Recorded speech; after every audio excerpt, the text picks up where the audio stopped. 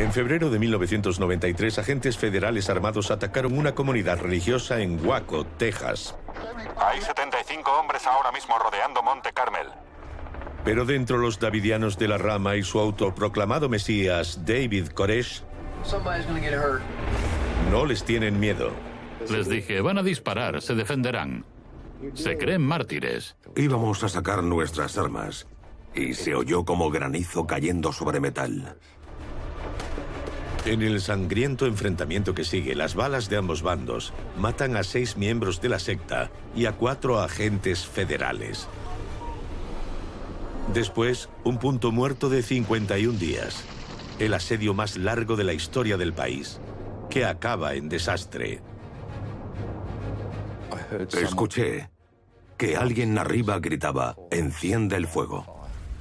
75 miembros, incluidos 25 niños, mueren entre las llamas. Bloodshed, Inquisition, death, murder, killing. Ahora, 25 años después, conoceremos lo que pasó en la sede de los davidianos y al fascinante líder que los reclutó por todo el mundo. You need to come over and join us. Literal food and spiritual food.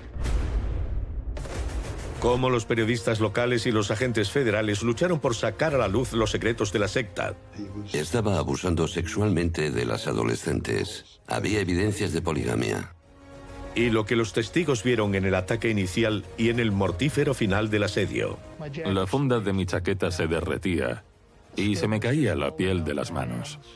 Esta es la historia de una tragedia estadounidense que todavía atormenta a quienes la vivieron. Seguíamos esperando que salieran. Pero nadie salía. Vaya, ¿por qué no salen? Cuando le entregas tu voluntad a alguien así, creas un monstruo. Someone's the son of God.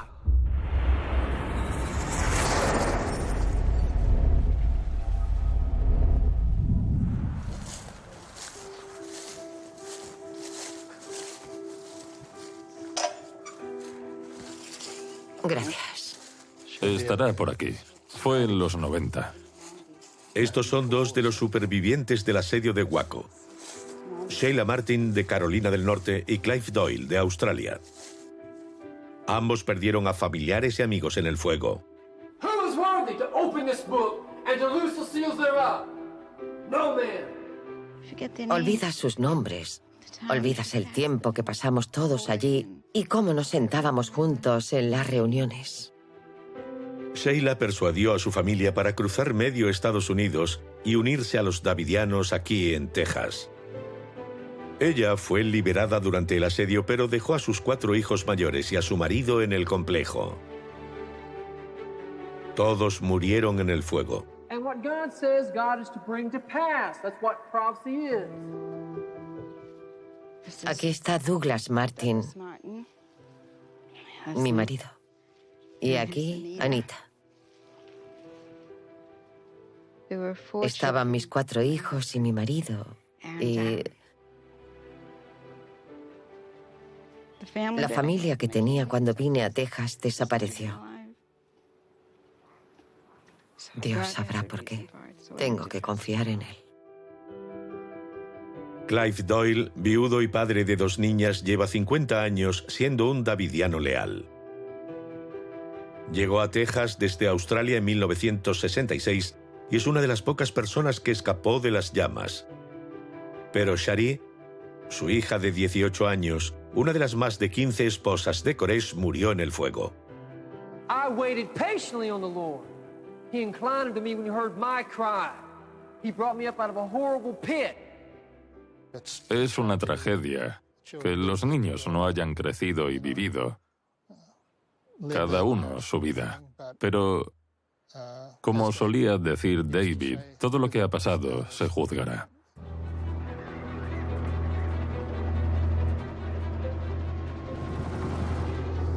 Se acercan cada vez más. Los agentes federales bajan en picado hacia el complejo. Pero no solo a los davidianos les atormentan los recuerdos de aquel asedio. Fue horrible lo de Waco. 51 days to release those children. He chose those children to die. Han pasado 25 años y sigue estando mal.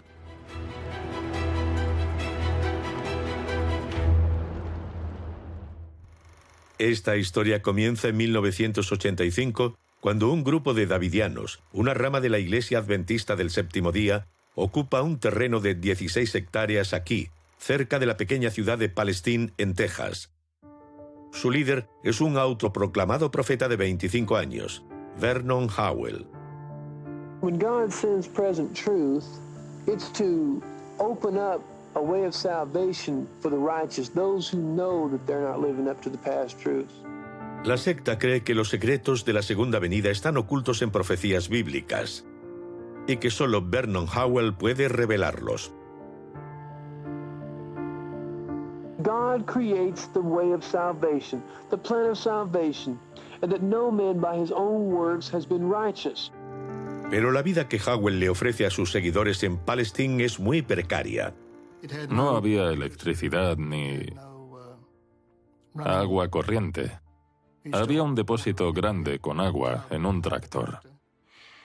Y estábamos agobiados, porque estábamos en mitad del bosque.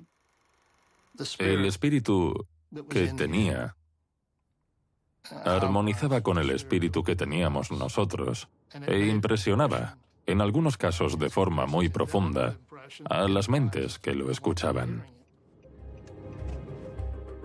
Es una habilidad que Howell aprendió a muy temprana edad. Aunque estudiante mediocre, Howell tenía una memoria prodigiosa para las escrituras. A los 20 años se ve a sí mismo como un joven profeta y afirma que puede interpretar los pasajes clave del Apocalipsis que explican cómo acabará el mundo y cómo se salvarán los creyentes. This message brought with it evidence to prove beyond a shadow of a doubt that all the books of the Bible do verily meet and end the revelation. El elegido designa a Howell como su líder, quien se autoproclama hijo de Dios. Ahora está listo para divulgar su mensaje por el mundo. You need to come over and join us. Literal food and spiritual food.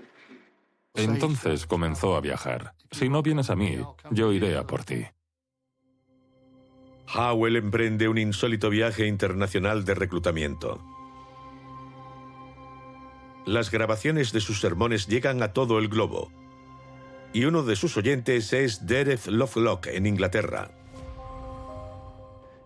Te hacía prestar atención, te hacía parar. Si no prestabas atención, algo raro te pasaba, porque era hipnótico.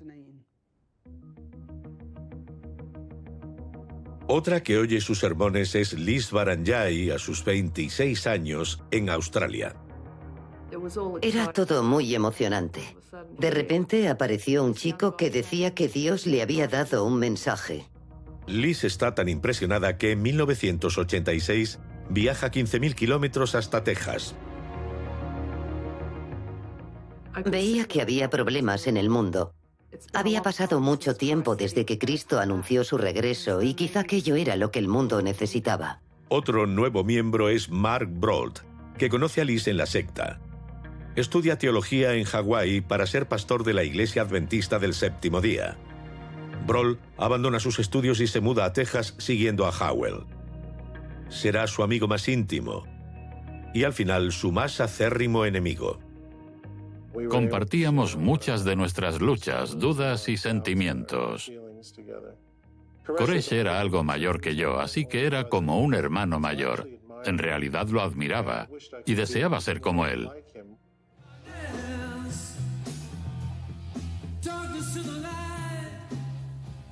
Los dos usan su amor por la música para atraer a la gente hacia el culto davidiano con entusiasmo misionero. Koresh era un guitarrista autodidacta, tenía mucho talento y creía que el Señor lo había inspirado para escribir aquellas canciones. Creía que formaríamos una banda y que eso sería algo importante en nuestro culto.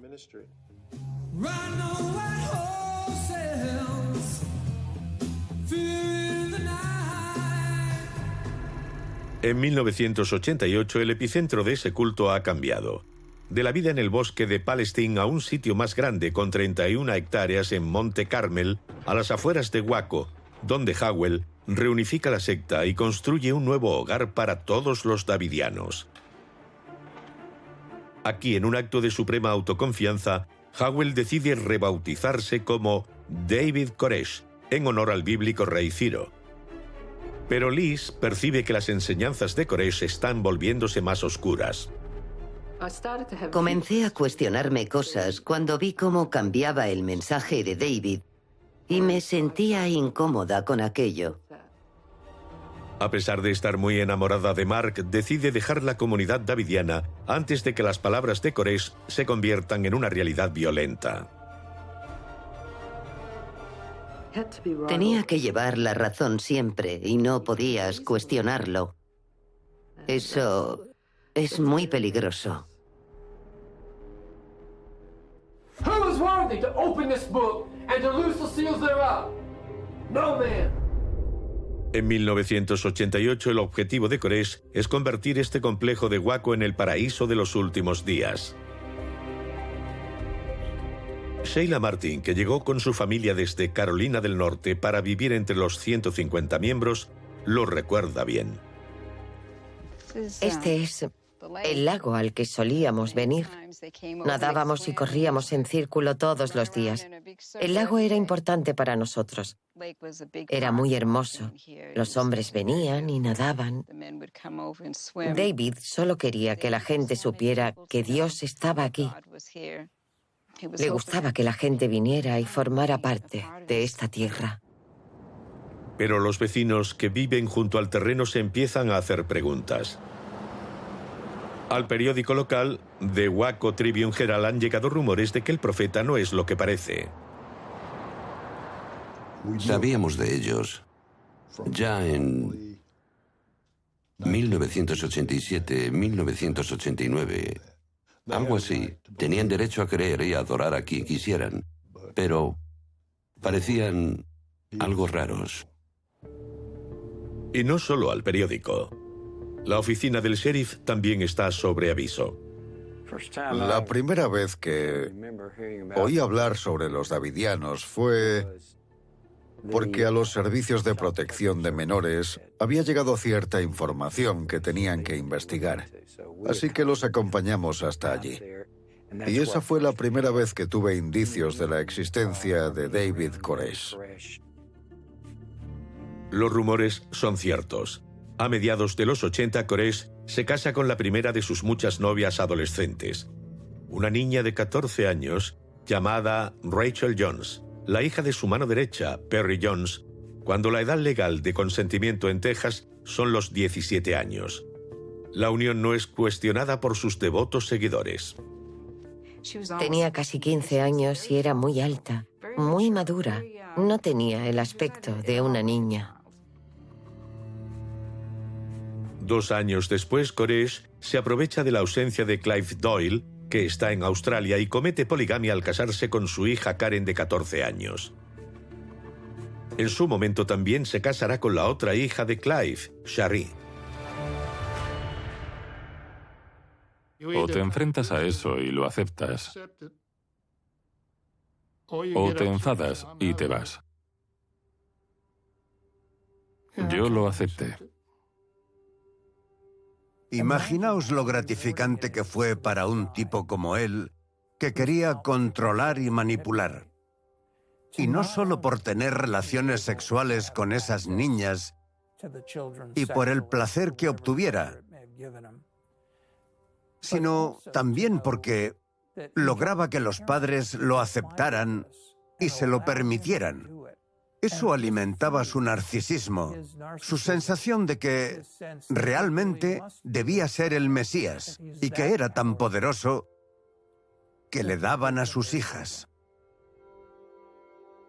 Koresh tiene relaciones sexuales con varias menores con el consentimiento de los padres,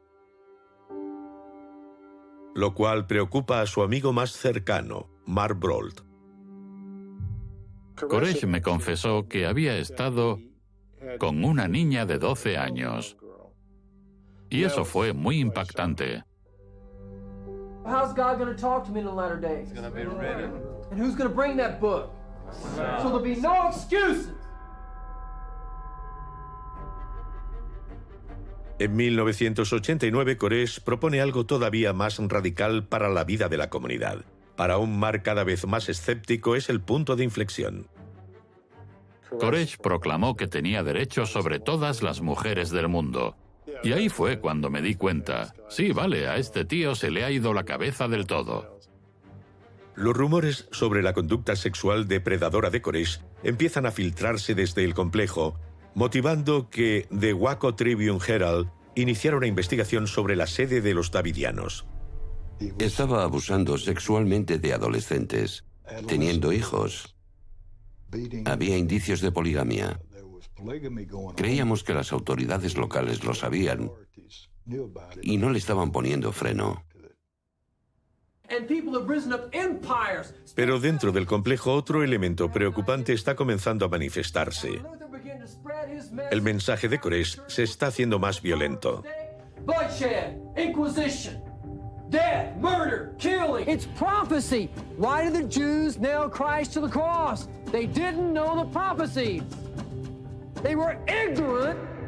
Interpreta las profecías del libro del Apocalipsis para demostrar que todos morirán en una batalla violenta con los impíos y que será una señal del fin del mundo. Christ comes forward, takes the book, and you are to read it. You are to become aware. You as a person should know what is stated there. Les dice a los 150 seguidores que viven en el complejo que los que mueran a su lado en este Apocalipsis irán al cielo. Como el mensaje se ha vuelto más agresivo, los davidianos comienzan a comprar armas y aprenden a disparar. Como las armas se hicieron más presentes, la teología se centró más en la guerra y en los conflictos. Había que endurecerse. Koresh entrena a los hombres para resistir un ataque. La gente empezó a hacer prácticas de tiro. Una vez nos hizo disparar varias pistolas y nos clasificó de mejor a peor. Creo que quedé segundo. El antiguo maestro Graham Craddock es un nuevo recluta de Australia. David dijo, lo que anuncié va a suceder pronto. Iban a atacarnos y debíamos defendernos. El teniente del sheriff Larry Lynch escucha que hay pruebas de la acumulación de armas de los davidianos. Hubo un par de llamadas que alertaban sobre disparos de algunos vecinos. Dijeron que parecían de armas automáticas. La oficina del sheriff informa al Departamento de Alcohol, Tabaco, Armas de Fuego y Explosivos, la ATF. Parecía que estaban comprando armas en ferias de armas y almacenando armas y municiones. En 1992, la ATF inicia una investigación sobre el delito de tenencia ilícita de armas. Empezamos a vigilar desde una casa vacía al otro lado de la carretera que daba al complejo. La idea era saber si podían comprobar que Koresh salía de las instalaciones o saber si podríamos sacarlo de aquellas instalaciones. Pero no pasan desapercibidos. Uno de los chicos venía de correr cerca de la valla y nos dijo, acabo de ver a 4 hombres metiendo cosas en la casa. Llevaban algo largo, parecían fundas de rifle. Nos vigilaban. Era obvio. Tras 8 meses de operación, la ATF logra infiltrar a un agente en el complejo. El agente Robert Rodríguez se ha infiltrado en la comunidad como un auténtico creyente.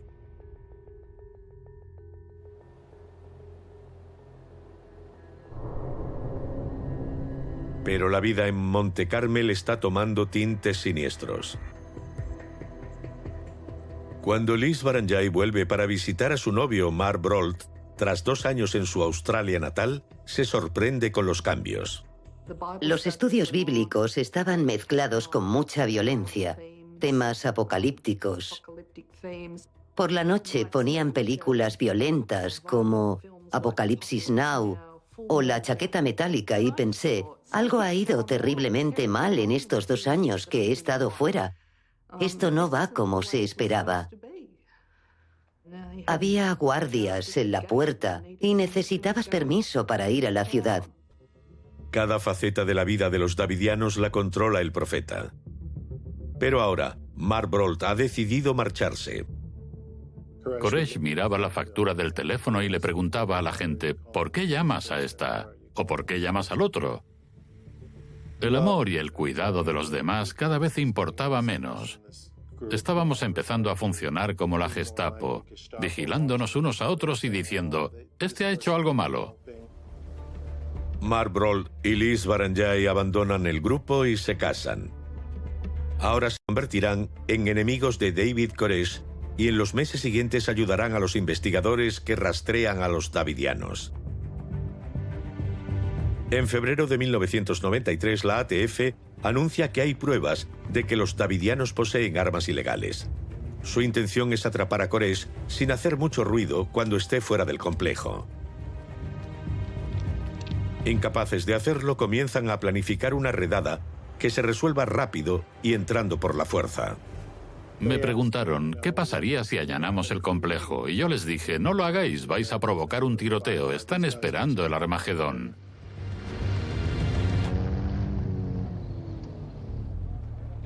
Pero no escuchan la advertencia de Mark y en febrero de 1993, la ATF se prepara para allanar el complejo de Monte Carmel por tenencia ilícita de armas y abuso de menores.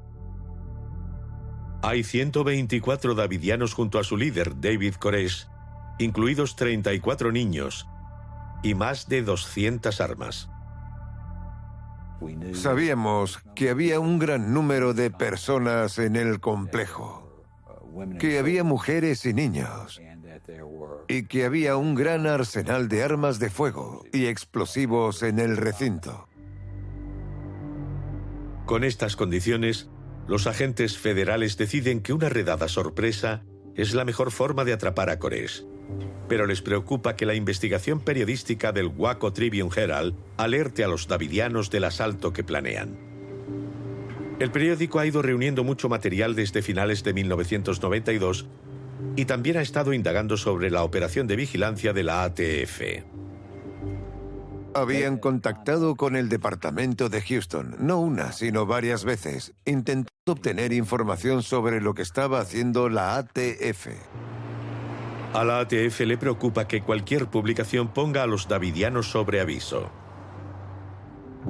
Le pedimos al periódico de Waco que no publicara nada, para que no alertaran a los davidianos de que la investigación estaba en curso.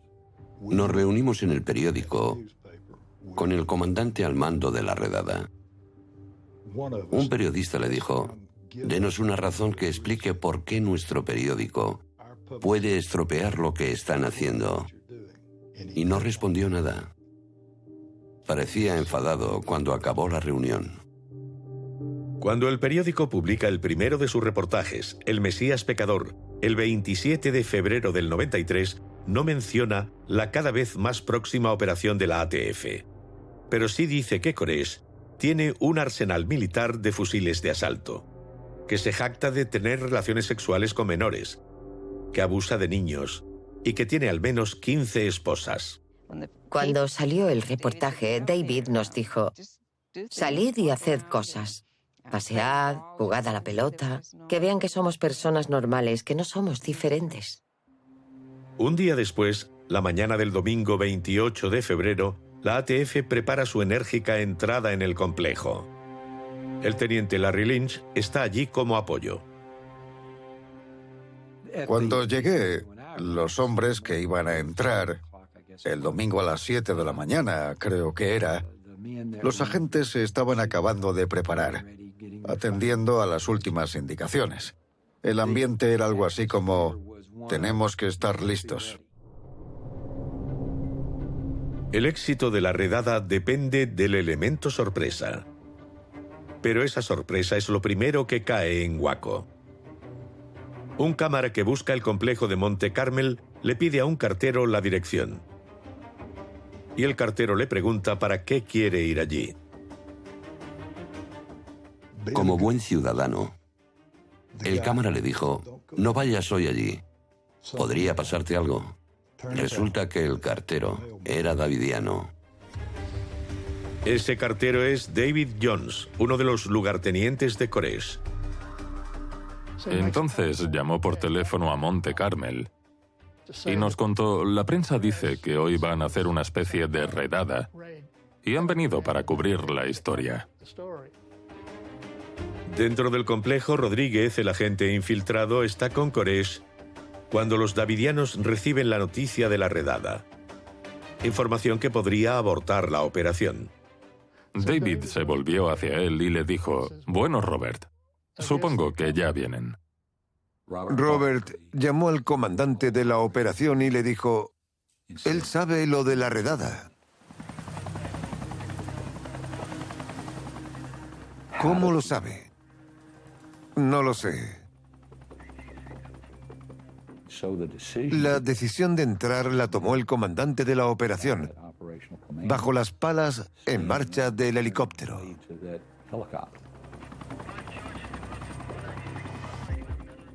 El ímpetu fue nuestro enemigo. Sabiendo que la redada es inminente, Koresh hace una llamada a las armas. Nos dijeron que estábamos a punto de ser atacados y que sacáramos nuestras armas. Yo tenía un AR-15, un fusil de asalto, un fusil de gran potencia. El fotógrafo del Waco Tribune Herald, Rode Idolot, se detiene justo fuera de la valla en busca de la ATF. La ATF venía por la carretera y pensamos: tienen que ser ellos. Paramos. Salimos de los coches y vimos llegar 2 remolques de ganado. Sus fotos son el único registro de los primeros segundos del asalto. Es la primera vez que habla a cámara sobre ello. De repente todo se desencadenó. Los agentes salieron de sus posiciones y empezaron los disparos. Nos metimos en una zanja para escapar. Peter Mastin es el comandante de las fuerzas del segundo camión. Nos detuvimos en la ubicación que nos habían asignado y salimos del remolque. Escuché gritar frente a la puerta principal: agentes federales, tenemos una orden. Y comenzaron los disparos. Hubo un par de disparos, como pop, pop, y luego comenzó, como granizo sobre el metal. En cuanto salieron, comenzaron a disparar, así que nos defendimos. En el fragor de la batalla, cada parte dice que la otra disparó primero. Vi que nuestros hombres se subían al tejado. En unos segundos, la lucha empeora. Y les dispararon a los agentes del tejado. Según lo planificado, 3 agentes de la ATF entran en la sala donde guardan las armas. Bill Buford, Keith Constantino y Glenn Jordan entraron donde guardaban las armas. Se escuchaban una gran cantidad de disparos, porque había un tipo con una AK-47. Otro de los agentes a cargo de Peter Mastin, David Millen, intenta seguirlos. Las ráfagas empiezan a atravesar las paredes. Una parece que lo alcanzó. Se agacha en el tejado. Luego se produce un disparo desde la capilla y da justo enfrente de su cara. Pudo retroceder hasta la escalera y bajar. Sheila Martin está en el segundo piso con su hijo de 10 años, Jamie. Mi hijo pequeño estaba junto a la ventana gritando. Cuando me volví para coger a mi hijo, varios disparos entraron. Las dos partes se preparan para la batalla.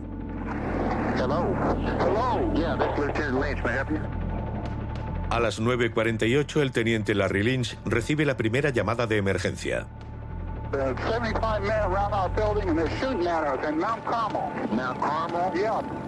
Es el marido de Sheila Martin, Wayne, que será uno de los interlocutores davidianos.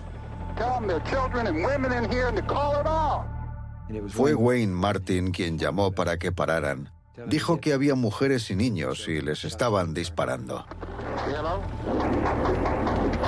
I hear gunfire. Oh, shit. Hello? If they don't back up, we're going to have to clean them off. Just remain calm. We're going to get it worked out, okay? Entonces empezamos a intentar localizar la furgoneta de radio de la ATF, que se suponía que era mi contacto.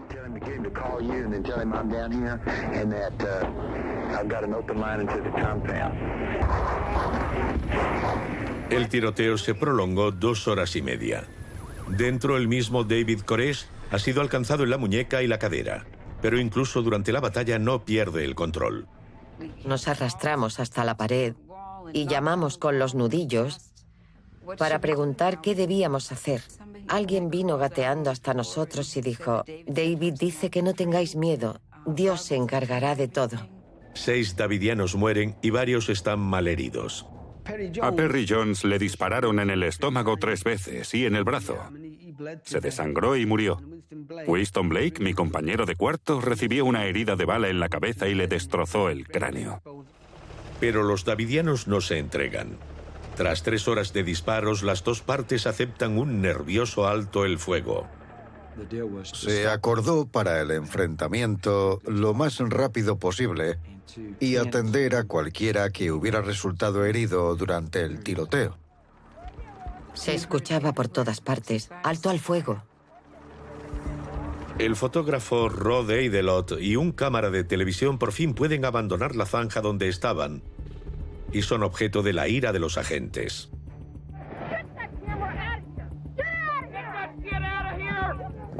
Trataba de mantener las distancias. No sabía qué nos podían hacer. Había muchos heridos. Era espantoso. Los helicópteros iban y venían sacando heridos. Había ambulancias, pero no nos quedamos.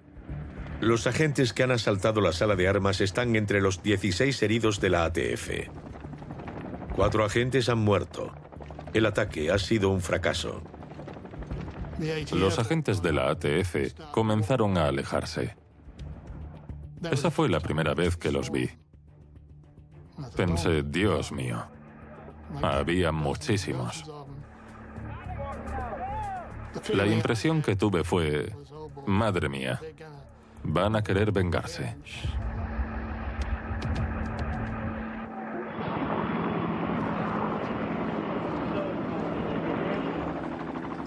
Pero el operativo se enfrenta ahora a una nueva realidad.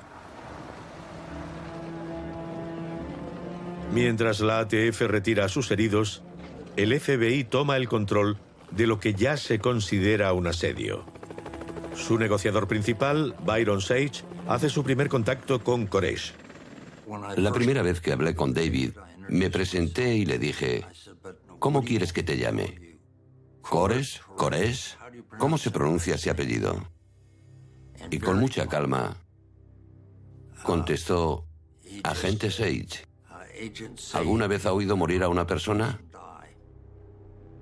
Y yo dije: pues sí. Y David respondió: es como el último suspiro. Es Koresh. Yo miré a Larry en plan: madre mía, se ríe en nuestra cara. Ahora hay 118 davidianos en Monte Carmel. La comunidad tiene comida almacenada y su propio suministro de agua. Sheila Martin está allí con sus 7 hijos. Estábamos preparados para quedarnos todo el tiempo que hiciera falta. David no nos había dicho que saliéramos. Todavía teníamos armas. Ya no teníamos miedo, desde luego. El equipo de negociadores del FBI comienza a hablar con interlocutores clave y lo harán durante todo el asedio. Acuerdan la salida de 4 de los niños más pequeños. The federal agent is placing the infant in the front seat of his automobile. It's unclear at this point where these children are going to be taken. Entonces Koresh hace una oferta sorprendente. David por fin sugirió, creo que el segundo día, que si facilitábamos la difusión de un sermón de 58 minutos que había grabado, daba su palabra de que él y sus seguidores saldrían. My name is Dave Koresh. I'm speaking to you from Mount Carmel Center. El tercer día del asedio, el FBI acuerda que el sermón será radiado a través de una emisora cristiana. What we're trying to present today may in some wise shed a better light in regards to my situation and my predicament here at Mount Carmel. Pero Koresh no se entrega. Él reza, esperando que Dios le mande una señal. Y la frustración de los negociadores crece. This is why he said, be aware of who you're dealing with. When does he plan to come out? He said his God says that he is to wait. Dijimos, ¿esperar? Acabas de decirle a todo el mundo que en cuanto se acabe de emitir, saldrás con todos tus seguidores.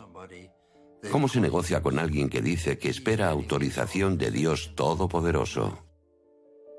A sus seguidores, la profecía de Koresh de que habrá una última batalla entre Dios y los impíos les parece que se cumplirá. De repente, las profecías de David se hacían realidad. Dijo que las autoridades iban a venir a por él y estaba pasando. Que sitiarían el complejo y estaba pasando. El control de Koresh sobre sus seguidores es más fuerte que nunca y el FBI acude al psiquiatra forense Park Deist para que haga el perfil del líder. Una de las preguntas que me hicieron fue, ¿qué le pasa a este hombre? No sabían si David Koresh tenía alguna enfermedad mental o solo era un psicópata manipulador y astuto. Y tuve que decirles que podría ser ambas cosas. So how's God going to talk to me in the latter days? He's going to be ready. And who's going to bring that book? So there'll be no excuses. Los reunía y tenían que escuchar sermones que duraban horas. He put also a new song in my heart. Many shall see it and fear and trust in the name of the Lord. Si te quedabas dormido, te daba un puñetazo. Si un niño se portaba mal, iba y le regañaba. Nadie podía ir al baño, porque de eso se trataba, de control. All I care about when I judge men is one thing. Do you want to know the seven seals? Desde el día posterior a la redada, medios nacionales e internacionales llegan a Waco, creando una ciudad satélite a 3 kilómetros del complejo. Koresh es ahora una cara conocida en todo el mundo y trata de sacar ventaja haciendo relaciones públicas. Libera a 17 niños más, entre ellos los 3 más pequeños de Sheila Martin. A los 8 días empieza a grabar a los miembros restantes para que el mundo vea lo felices que son. David dijo que necesitaba que la gente viera quién estaba dentro, qué tipo de gente estaba dentro del edificio. I want to leave when God says go, but no, I don't want to go out there on my own without David. I'm here because I want to be here. Muchas personas dijeron que estaban allí por su propia voluntad, no porque David las obligara. Tras más de 2 semanas de pulso, el asedio entra en terreno desconocido. Los negociadores del FBI, liderados por Byron Sage, mantienen encuentros cara a cara en territorio neutral con los davidianos. Pero crece la brecha entre los equipos de negociación y el equipo táctico militar, que aboga por resolverlo con el uso de la fuerza. Empezamos a oír rumores dentro del equipo de negociación de que el equipo táctico estaba expresando abiertamente cierta frustración. El equipo táctico gana. Estábamos en la capilla una noche y todo tembló como si hubiera un terremoto. Y miré afuera. A menos de 1 kilómetro vi un gran convoy. Había camiones enormes con remolques y tanques sobre los remolques. Y pensé, Dios mío. La resistencia de Koresh se hace más fuerte también. I'm the kind of guy that I'll stand in front of a tank, you can run over me, But I'll be biting one of the tracks. No one's going to hurt me or my families. That's American policy here. La facción dura del FBI le plantea ahora un desafío. Primero le cortaron la electricidad y la línea telefónica al complejo. Y 2 semanas después, comenzaron a emitir sonidos a todo volumen y a inundar el complejo con haces luminosos. Nos ponían focos y también chillidos de conejos al ser sacrificados o monjes tibetanos cantando. Nos proyectaban luces por la noche. Son tácticas de guerra contra los civiles. El 22º día, Koresh decide entregar a Sheila Martin y a otras 6 mujeres, que serán sus portavoces en el exterior. Pero son arrestadas. Aunque duda, Sheila abandona a su marido y sus 4 hijos mayores dentro, con los davidianos que quedan. David quería que la gente se preparara para salir, para ir a la cárcel, para defender la fe. Yo dudaba y quería quedarme, porque pensaba en los demás y quería vivir esa experiencia con ellos. Día tras día, el asedio se alarga. A los 49 días, la recién nombrada fiscal general, Janet Reno, actuando con el convencimiento de que los niños corren grave peligro, aprueba un asalto final con gas lacrimógeno para poner fin al asedio. Pero David Koresh no está pensando en salir. David se acogió a que aquello era una postura religiosa. Y aunque dijo que éramos perfectos y que Dios nos iba a salvar, no íbamos a quedar sin castigo.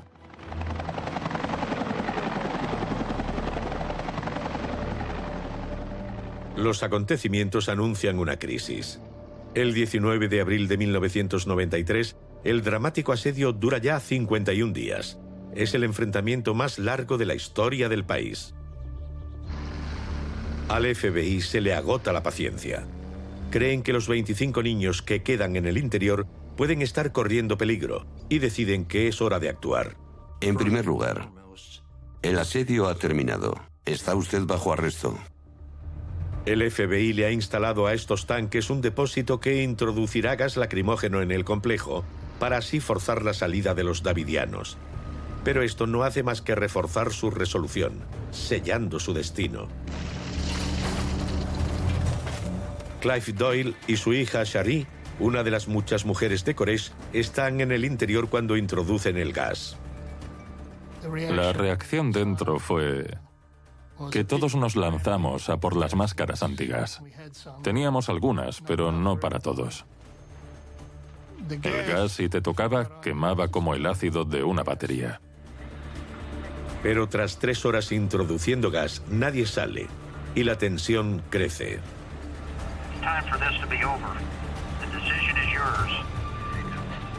El FBI no comprende que su ofensiva puede estar jugando en favor de la visión apocalíptica de los davidianos. Tenían colchones apilados contra las ventanas y balas de heno, o eso parecía a primera vista. Eso debería habernos hecho pensar. Pero el exdavidiano Mark Broad, que había seguido el asedio por televisión desde Australia, trató de advertir al FBI. Estáis tratando con mártires. Esa es la profecía y creen que la están viviendo. Si los forzáis, todo aquello reventará. We are prepared to distribute a significant increase in the amount of tear gas into your building right now. A mediodía, la situación es crítica. Las pruebas sugieren que los davidianos, quizá por orden de Koresh, han decidido que ha llegado el momento de cumplir la profecía con un acto final de martirio. Miré hacia el otro extremo de la capilla y vi a alguien rociando combustible por el suelo. Antes de irme, oí que alguien arriba gritaba: «Enciende el fuego». Los análisis posteriores demuestran que el fuego comenzó simultáneamente en 3 partes diferentes del edificio. Dentro, algunos están listos para morir, pero otros luchan por vivir. El tiempo se acaba para los davidianos. De repente salía humo por la fachada del edificio, por la parte delantera y por la de atrás. Y cuando llegó al agujero por el que mirábamos, se estancó y todo se volvió negro. Con el viento, los precarios edificios de madera arden como el papel. Los agentes les piden a los davidianos que se entreguen. Recuerdo que decía, David, no permitas esto. Declaraste que eras un salvador. Salva a estas personas, guíalos fuera. Sentía el calor de la cubierta. Era tan intenso que me obligó a echarme al suelo. Mi oración mientras rodaba por el suelo era, Dios, si vas a hacer un milagro, hazlo rápido. Clive Doyle y Derek Lovelock están atrapados en la capilla cuando uno de los tanques derriba la pared abriendo una salida. Todavía escucho a la gente gritar cuando las llamas los alcanzaban. Salimos corriendo. Nos apuntaron y nos dijeron que fuéramos hacia ellos. La funda de mi chaqueta se derretía. Se me caía la piel de las manos. Salté y me volví hacia el agujero. Todo estaba en llamas. Y pensé, soy el único que ha escapado. Nadie más va a salvarse viendo esto. La hija de Clive, Shari, una de las muchas mujeres de Koresh, aún sigue en el interior. Sheila Martin contempla este infierno desde el centro de detención en el que está, rezando porque sus 4 hijos y su marido, Wayne, hayan salido vivos. Escuchamos que había 20 supervivientes y recé para que 4 de los que estaban vivos fueran mis hijos. Luego dijeron que solo había 9 y después vinieron y traían un papel en la mano. Los hijos que Sheila había dejado atrás murieron. Cuando los imagino intentando protegerse, agachándose, yo siento las llamas en mi espalda. Se me hace tan real. Me pregunto si pensaban en mí, si me llamaban. Pero llega un punto en el que no puedes pensar más porque piensas que Dios es un Dios amoroso y nos protege y nos seguirá protegiendo y no debemos temer nada. Para los miembros del orden público es un momento de horror e incredulidad. Cuando comenzó el incendio, seguíamos esperando que salieran, pero nadie salía. Vaya, ¿por qué no salen? Y hay un sentimiento que te invade. ¿Cómo puedes hacerle eso a tus hijos? Siempre vuelves a preguntártelo. Y dejé de hacerlo. Era malo para mí. En una hora, el edificio de 5 pisos ha quedado reducido a medio metro de cascotes y ceniza. 75 personas murieron en ese infierno, incluidos 25 niños. Los forenses descubren que 16 cuerpos, entre ellos el de David Koresh, presentaban un disparo en la cabeza. Creo que esas personas creían sinceramente que iban a subir al cielo a través de ese fuego sagrado. Todavía no puedo comprenderlo, pero algo dentro de mí lo necesita. Casi admiro esa dedicación a su fe. 25 años después, Liz Baranjai cree que los seguidores de Koresh también son responsables de su final. Cuando le entregas tu voluntad a alguien así, creas un monstruo. Pero otros davidianos todavía esperan la hora en que volverán a reunirse con su líder y profeta. Confío en Dios, y Él permitió que aquello sucediera. Un día nos reuniremos con Dios, viviremos en su reino y el pueblo de Dios estará allí.